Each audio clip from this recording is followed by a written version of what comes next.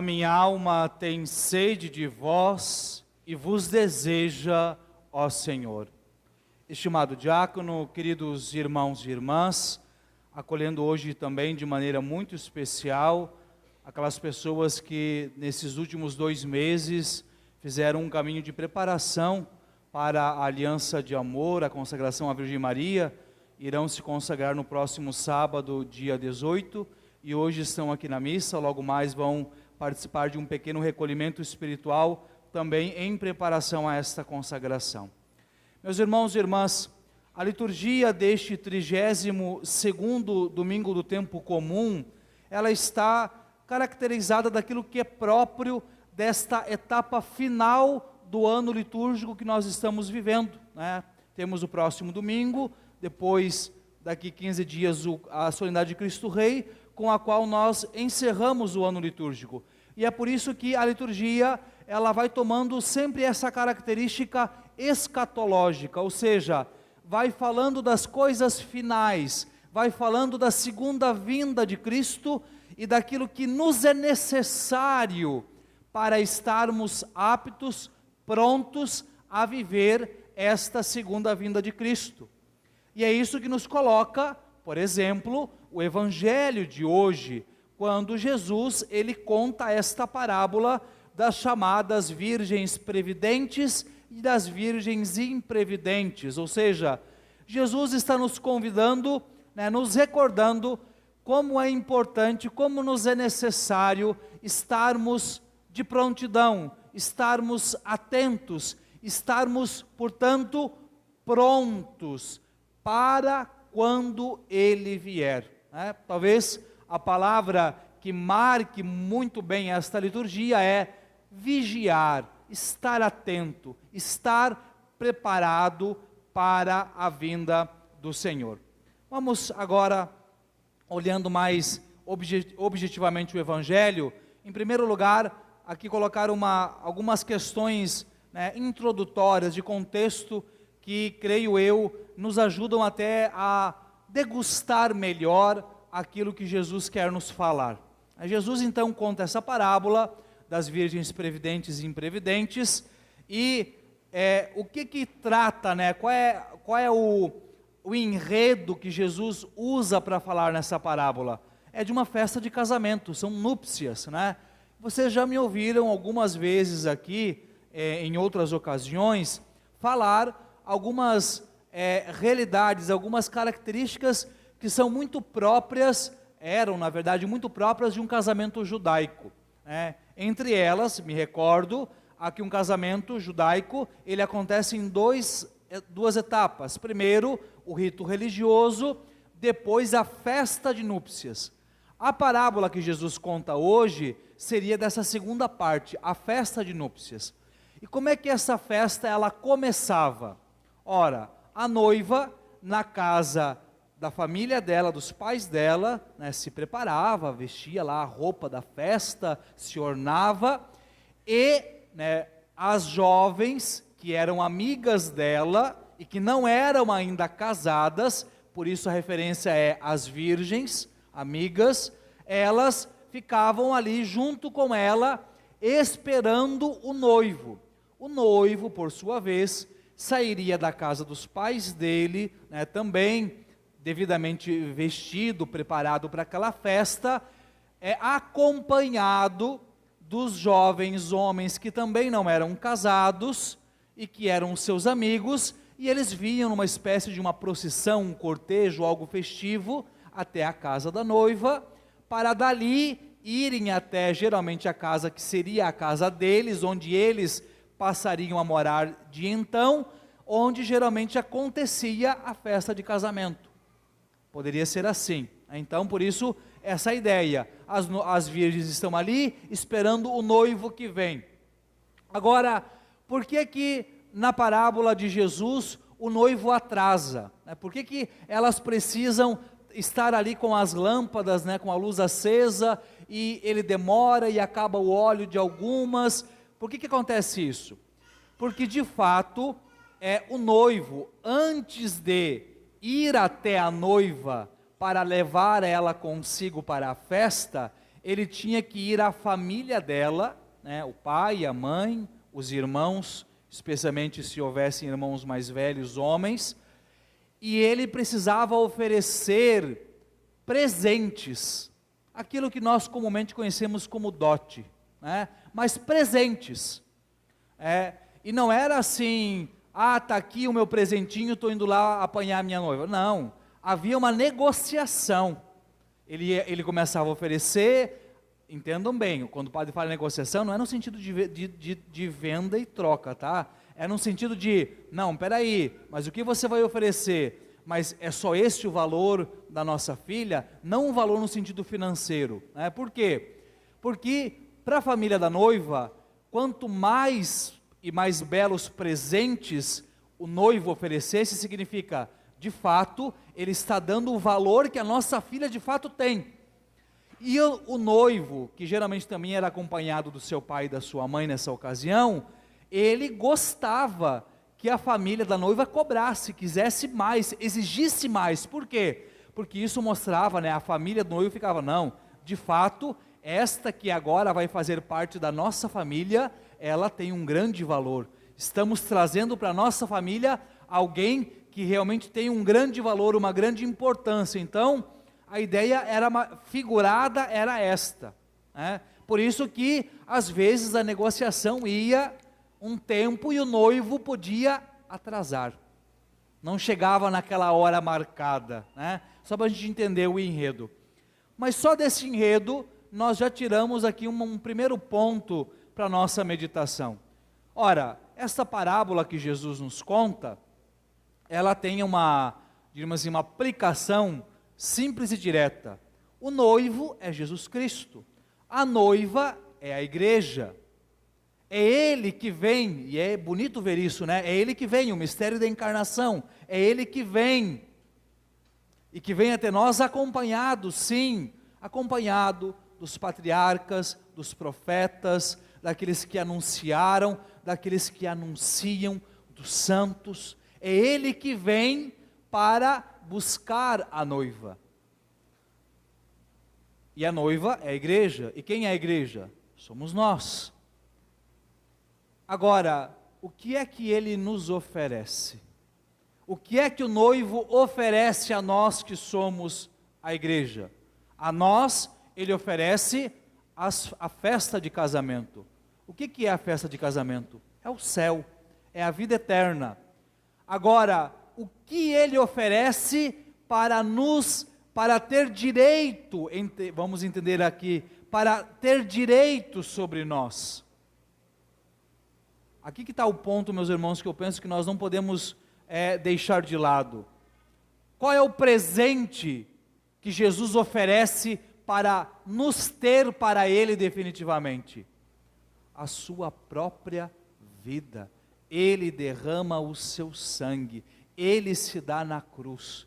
Meus irmãos, minhas irmãs, nosso Senhor deseja tão profundamente nos ter para Ele, não no sentido de possessão, mas no sentido de amor, no sentido de união, que Ele dá aquilo que é o maior tesouro, que nem todo o ouro, nem todas as pedras, nem tudo aquilo que há de mais raro neste mundo pode comprar.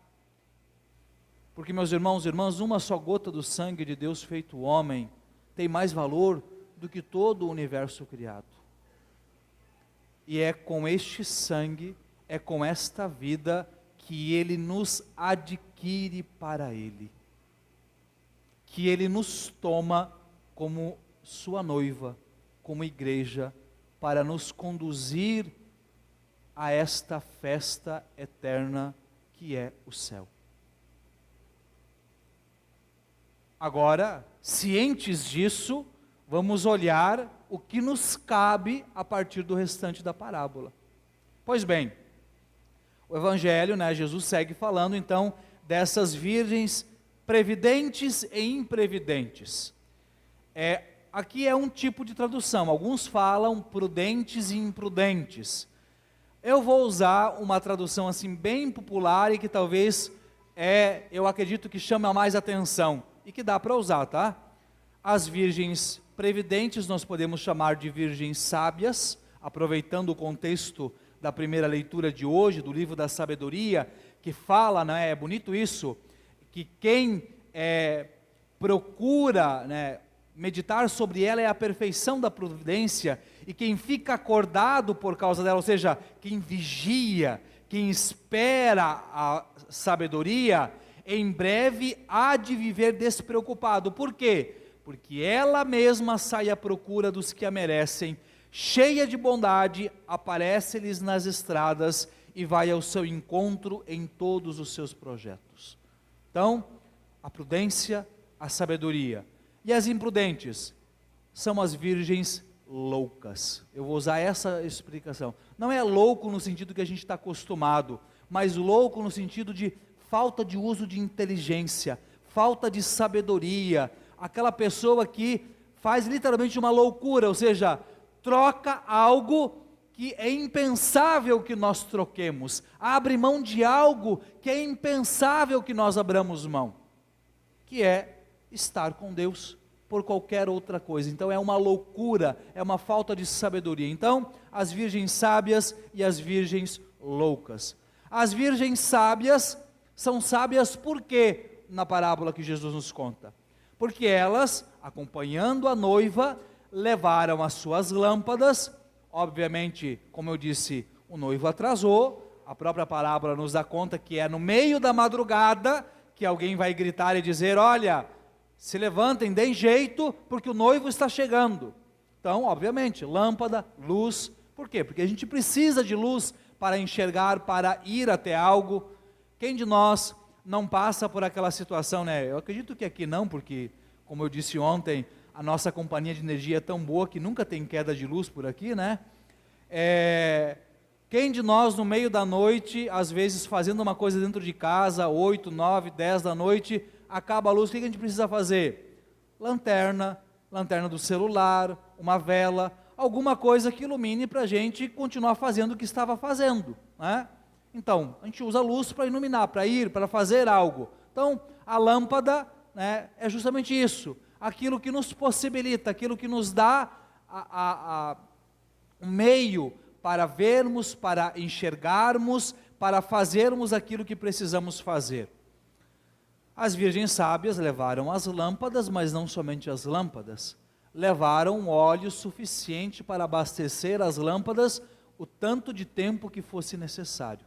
Tanto que, com o atraso do noivo, elas tinham ainda óleo para acompanhar o cortejo dali até a casa onde ia acontecer a festa. Mas as virgens loucas, as virgens imprudentes, elas encheram a lâmpada de óleo, mas não levaram a reserva. Com a demora, o óleo se acabou e, como disse a parábola, precisaram ir ao comércio adquirir o óleo. E enquanto elas foram, o noivo chegou, foi para a festa. Aqui a pergunta que nós devemos nos fazer, e é o ponto esse segundo ponto da nossa meditação, é: que óleo é este? Que óleo é este do qual fala Jesus? São Tomás de Aquino, ao comentar este evangelho, ele diz que o óleo da lâmpada é a prontidão em fazer a vontade de Deus. Ou melhor, poderíamos dizer, é a prontidão da nossa própria vontade. Isto é o óleo do qual fala Jesus. Como assim, Padre? Que prontidão é essa? A prontidão em abraçar aquilo que Deus nos pede, a prontidão em querer aquilo que Deus quer, a prontidão em viver aquilo que Deus nos pede que vivamos. Porque aí a gente entende quando a gente volta para a parábola. As virgens sábias, quando o noivo chegou, pronto, vamos supor, né, se elas estavam muito tempo sentadas, né, no chão por ali, aquela coisa, alguém gritou que o noivo está chegando, opa, levanta, pega a lâmpada, estamos prontas, vamos para o cortejo, vamos para a festa. As outras estavam, vamos imaginar aqui, eu vou dar uma divagada Nosso Senhor me perdoa, mas talvez vamos imaginar que elas estivessem ainda saindo, quando elas ouviram alguém lá no fundo gritar: "Ih, o noivo está chegando", e agora, o que a gente faz? A gente vai lá buscar óleo para botar na nossa lâmpada, a gente volta para a festa, ou seja, não tem prontidão. O que eu faço? Eu fico confuso, eu fico indeciso, falta prontidão na vontade. Por quê?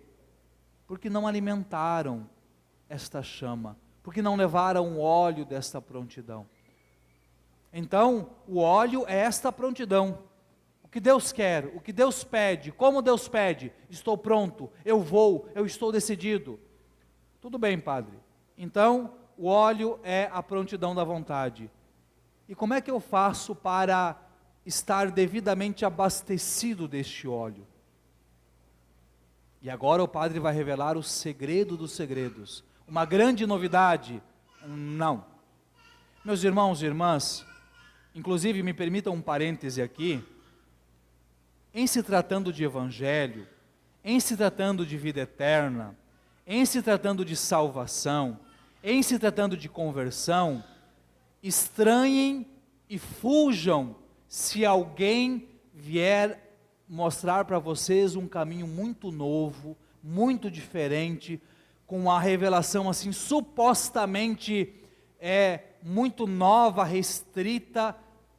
Cuidado, porque o caminho de salvação foi, é e será o mesmo daquele que a igreja nos levou, levou todos os cristãos, os católicos, destes 2000 anos. Então tenham muito cuidado, porque hoje em dia, hoje não, sempre teve, sempre tem alguém que quer ser o salvador da vez. Então, fica até aqui como uma tarefa, para não dizer que é delírio da cabeça do padre. Pode depois, quando você chegar em casa, pegar a sua Bíblia, carta de São Paulo a Timóteo, segunda carta de São Paulo a Timóteo, capítulo 4. Dá uma lidinha lá e olha, São Paulo dizendo assim: olha, chegarão tempos em que as pessoas cerrarão, apartarão os ouvidos à verdade, e começarão a fabricar fábulas para si. É isso que muitas vezes a gente vê. As pessoas não querem mais a verdade, e aí elas montam algo. Não, é o meu segredo, é o meu método que eu inventei sozinho, infalível para a salvação. Vai nessa que você vai ver onde você vai parar. Então, qual é o modo de a gente abastecer este óleo de modo que não falte? Nada de novo entre o céu e a terra. Em primeiro lugar, uma vida sacramental bem vivida. Em segundo lugar, uma vida de oração bem vivida, uma meditação, uma escuta da palavra de Deus. É este básico. Mas o que o padre falou nos três? Bem vivido. Vida sacramental não significa eu ir lá, fazer a preparação, receber o sacramento e depois aqueles sacramentos que são cotidianos, como a Eucaristia, a confissão ou outros, eu viver de qualquer jeito. Lembrem-se, por exemplo, vou colocar aqui só uma questão, eu já falei isso também para vocês, existe uma diferença radical entre o ato de receber a Eucaristia e o ato de comungar. O ato de receber a Eucaristia é o seguinte: você está sentado no seu lugar, começa o rito da comunhão, você se levanta, vai numa fila, diante do ministro, o ministro diz o corpo de Cristo, você recebe, coloca na boca e volta para o seu lugar, como se nada tivesse acontecido. Você cumpriu um rito, isso é o ato de receber a Eucaristia. Mas o ato de comungar, porque comungar significa comum união, fazer união com Jesus é diferente. Porque em primeiro lugar você só vai se levantar se você tiver consciência de que você está em condições de fazê-lo. Estou preparado? Minha alma está devidamente preparada? Primeiro, obviamente, estando em estado de graça. Segundo, eu vim para essa missa, eu estou participando realmente, eu quero receber Jesus, eu estou com meu coração aqui ansiando por receber Jesus. Eu procuro, me esforço por participar bem da missa até aqui, ou eu estou aqui para cumprir um rito, dar um tique lá, cumpri o meu preceito, pronto. Segundo, ao levantar-me e ir, vou com amor, com reverência, recebo Jesus com essa reverência. Ao voltar para o meu lugar, eu me recolho no momento de oração, de diálogo, de conversa com Jesus, ou eu trato, boto Jesus sentado ali do meu lado e faço de conta que, eu nem estou aí, que ele nem está aí também. É o ato de comungar. A vida de oração, aquilo que o padre também já falou várias vezes. Tem gente que acha que vida de oração é rezar, me desculpem usar a expressão, um Pai Nosso, uma Ave Maria sem vergonha de manhã quando levanta e de noite quando vai dormir. Pelo amor de Deus, né, gente? Aquela comparação simples que o padre sempre faz. Se você levantar de manhã, tirar uma casquinha do pão e comer, e de noite você pegar 2 grãozinhos de arroz e um pedacinho assim bem pequeno de carne e comer todos os dias, você vai sobreviver? O seu corpo vai estar devidamente nutrido? Não, né? Então, se você reza de qualquer jeito, só um pouquinho, você acha que a sua alma vai estar devidamente nutrida? Não. Então, parar com essa sem-vergonhice de achar que rezar a gente reza de qualquer jeito. Tempo na oração nunca é tempo perdido.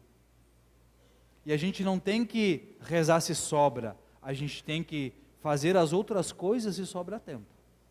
A gente tem que encontrar, tem que ter tempo para a vida de oração. E dentro dessa vida de oração, obviamente, o terceiro ponto, a escuta e a meditação da palavra de Deus. E a gente não pode reclamar, porque hoje em dia é fácil, tem na palma da mão, está no celular. Não só o texto, como às vezes a meditação já feita por um padre ou alguém, que nos facilita a gente a mergulhar. Então, meus irmãos, quando a gente consegue colocar em prática este básico, a gente vai estar alimentando, a gente vai estar abastecendo este óleo. Isso fica muito claro por quê? Porque na hora que o Senhor me pedir algo, olha, eu estou constantemente ouvindo Ele na palavra, eu estou constantemente dialogando com Ele pela oração, eu estou constantemente alimentando a minha alma dEle através dos sacramentos, então é óbvio que eu vou ter clareza, luz.